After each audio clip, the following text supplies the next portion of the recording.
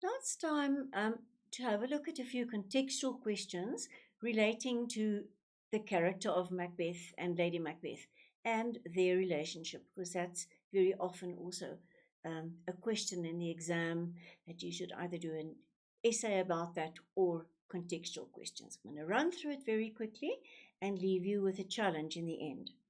So the first extract uh, I'm taking from Act 3, Scene 2, the part where Lady Macbeth is feeling sad. She feels she is not happy and where she doesn't know what's going on with her husband.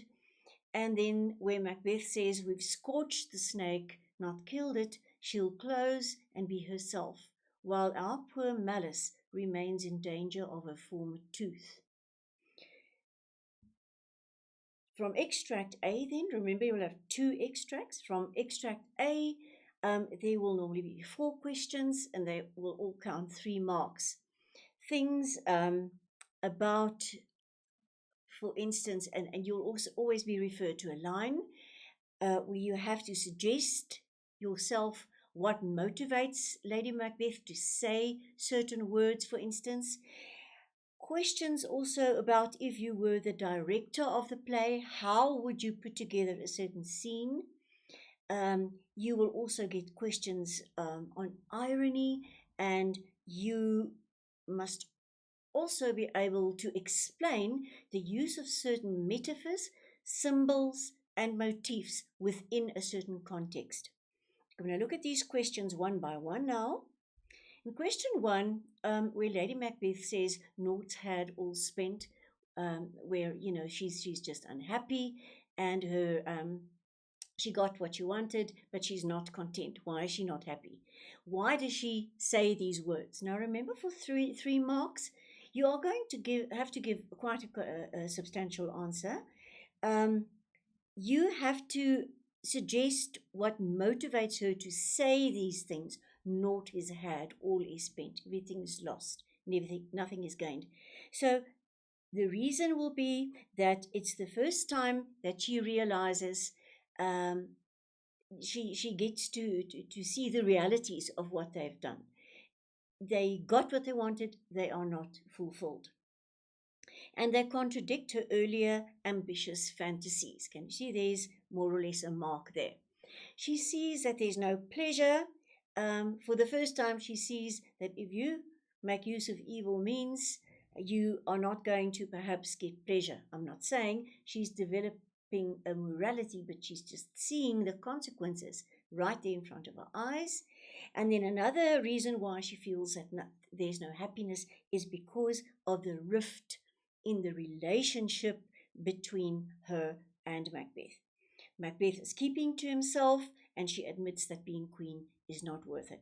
So you must give a substantial mark, and you can see that I could clearly get 3 aspects out of this answer. Another question, and you will most certainly get a question of this nature. If you were the director of the play, how would you instruct the actors to deliver these lines? Motivate your instructions. So, how will you make the characters sit, talk? What will their body language be, etc.? So, obviously, this is a question of your own interpretation. So, I'm giving you a few examples of how you can go about it. You're going to have to say something about the body language, etc., and then why the body language is the way it is. Okay, Lady Macbeth sits alone in her chamber. Remember, she had sent somebody to go and call Macbeth because he's just staying away, he's just keeping to himself. She has to send a servant to go and fetch him. So she sits alone in the chamber. She looks worried and miserable. So you've said something about where she sits and what she looks like. Why? Her husband has been avoiding her, right? So I wouldn't say that is an entire mark. I would say that is counts more or less for 1 mark. That um, is in terms of her body language, etc. Then Macbeth will enter the room, and what will he look like? You have now said that he will enter. He will look tortured and lonely. and he would sit down perhaps gingerly. He's not really there because he wants to be there, he's being called. Now, why does he look tortured? You're going to have to give a motivation there. He hasn't been sleeping well. So, can you see you need the context as well if you answer this question? He hasn't been sleeping well, and he's been involved in secret business. He's been keeping the plan to kill Banquo away from his wife, and he's been fearing Banquo's response to the murder, and he knows that Banquo knows about the witches' prophecies, etc. So something there, a reason why he's looking rugged, right? And then Lady Macbeth might reach out to him, stroke his beard. Remember, she's asking him to please come back to her, and she might turn his face towards him. And what would she look like? She would look anxious and desperate to get an answer from him. So can you see there's more or less 3 marks emerging from an answer? What would Lady Macbeth do? Why? Etc. Then refer to line 7 to 9, that where Lady Macbeth says that they should not think about the murder because it's going to make them mad, and what is done, and there's nothing to be done about it. Now, the question is about the irony. So note well, this is what you have to answer, of these lines. When she says we should not think, what's done is done, let's just get it out of our heads. But in the context of the play as a whole, very important that you look at the instructions carefully, because you need to address all of those things. Why is it ironic in terms of the context of the play as a whole? Okay, earlier on, something like Lady Macbeth has said before that thinking about the evil deed of killing Duncan will make them mad. Remember? That's what she said. You are referring in the context of the play to another time when she talked about thinking, right? And once again, she says that these thoughts should be without regard, right? They should not think, they should be without regard. They shouldn't think about it because they cannot be undone. So it's an echo. Now, what is ironic about this? This is very ironic in terms of the entire play because it is Macbeth himself who now resolutely keeps on killing, and Lady Macbeth herself who is tortured by the thoughts of Duncan. She is thinking all the time. So it's very ironic there. She cannot face the facts and acts out in sleepwalking. Darkness overwhelms her, and she has to keep a light with her all the time. It also triggers her suicide. In death, of course, she cannot think anymore. So she's thinking, but in a very haphazard way. So the whole thing about thinking and the irony of this in context. Make sure that you look at all the aspects of the question. We can go on. We could say other things as well. She thinks the killing has ended or is done. She does not know about Macbeth's plan to kill Banquo. Her words echo the done of Macbeth's thoughts. And when she realizes that this deed will have, he says, if it were done, it must be done quickly. When he realizes the deed will have temporal and eternal consequences. But now it reinforces the fact that evil has been done. So you could go that way of done and look at in context of the play as a whole, and they cannot go back. What's done is done. And the done also echoes Lady Macbeth's last words spoken in the play. Remember, we said in the context of the play as a whole, before the audience is informed about her death, she says, what's done cannot be undone. To bed. Those are the last words we ever hear her say.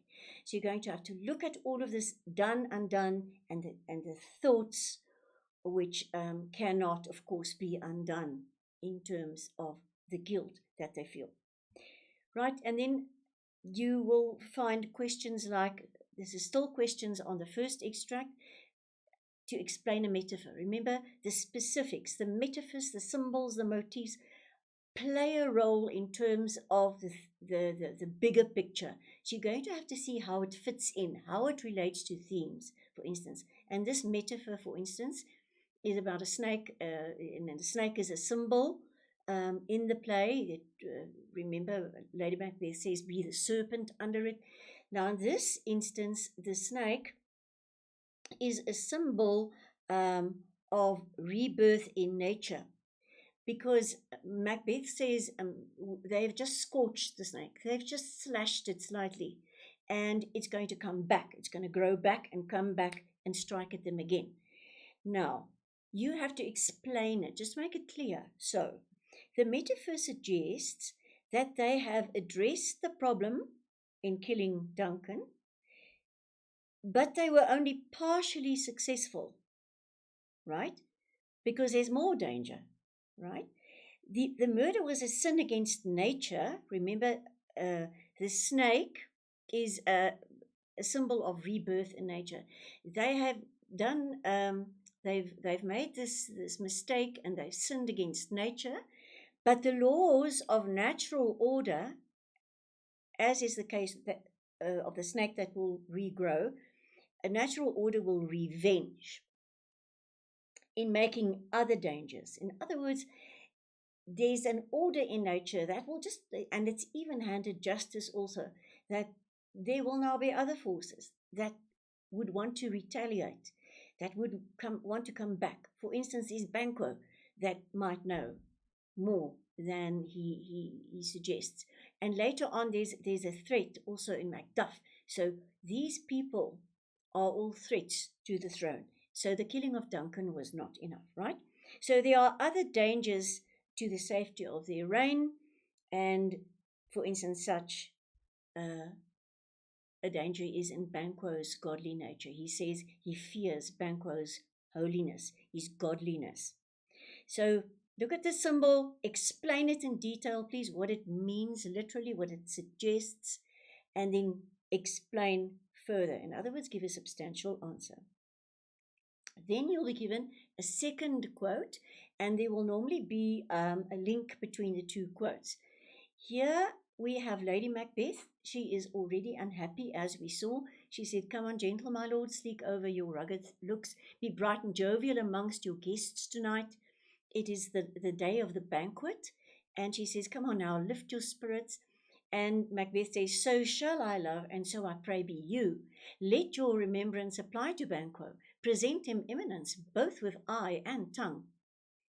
And already here you can think back of, where she said, "But, your eye and your tongue must be deceitful," right? So present him eminence. And then Lady Macbeth says, "What is to be done?" We've got this done again that we had just now as well. What is to be done?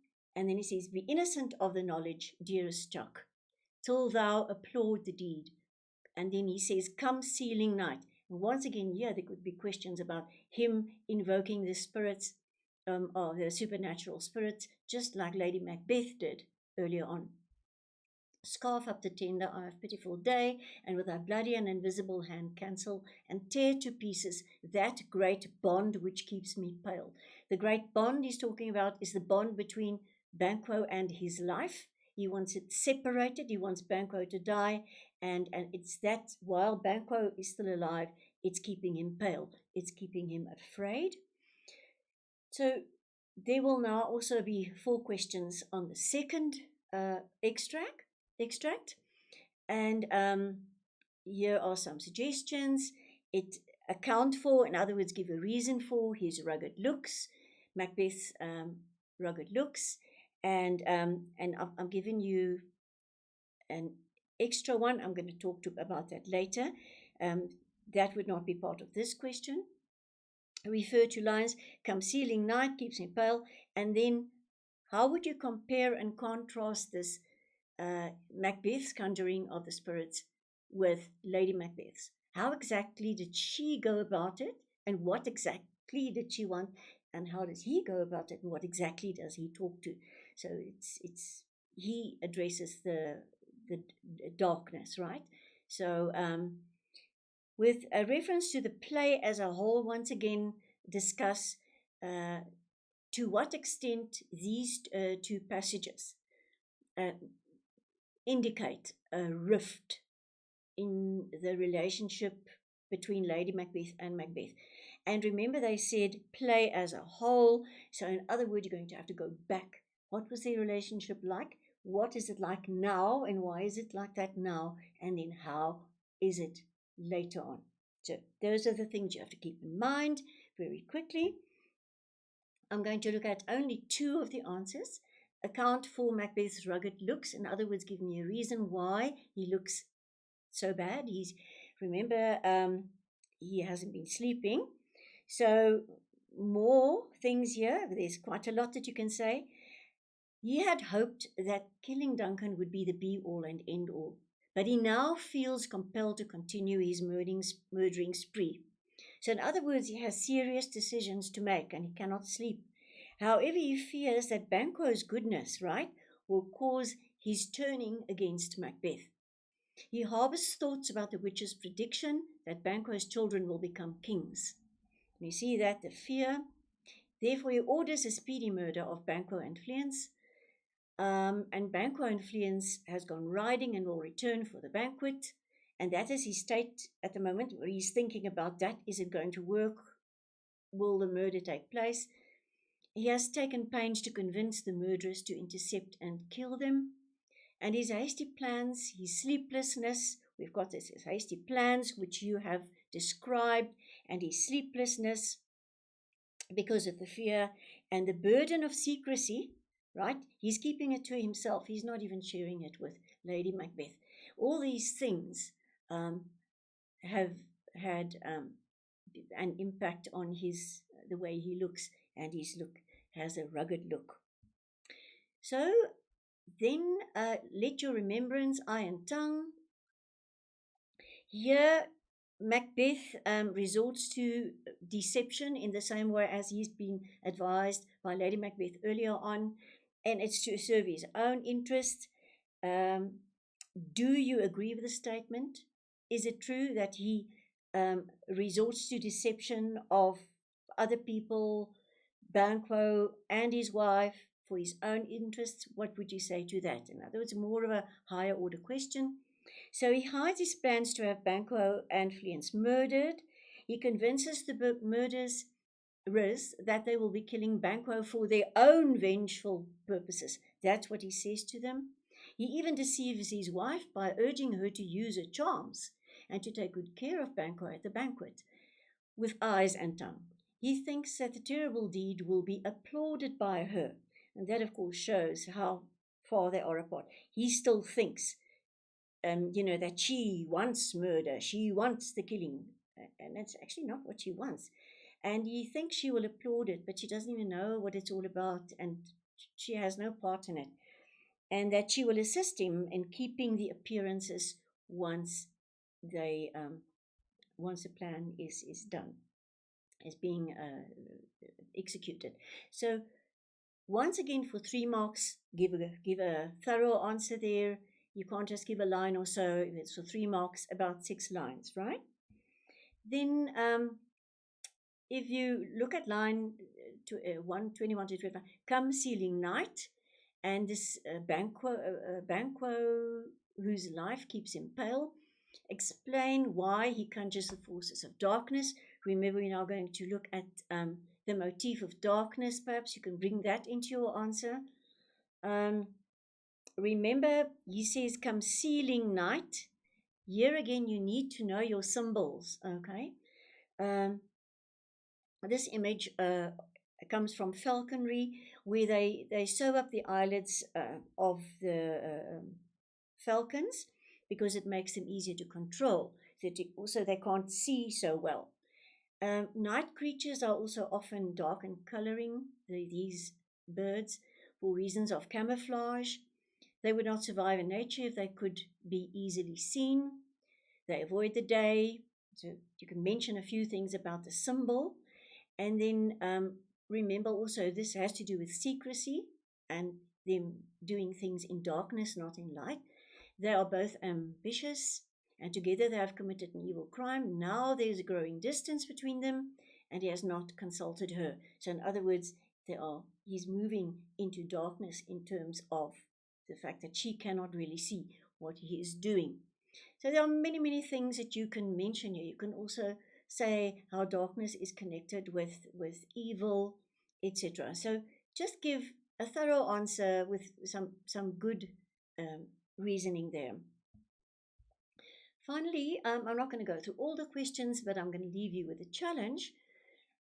I want you to, I've changed the wording of number 3 slightly so that you have a challenge there. I want you to compare and contrast. In other words, give the similarities and the differences between Macbeth and his conjuring of the forces of darkness as opposed to Lady Macbeth's conjuring of the spirits out there.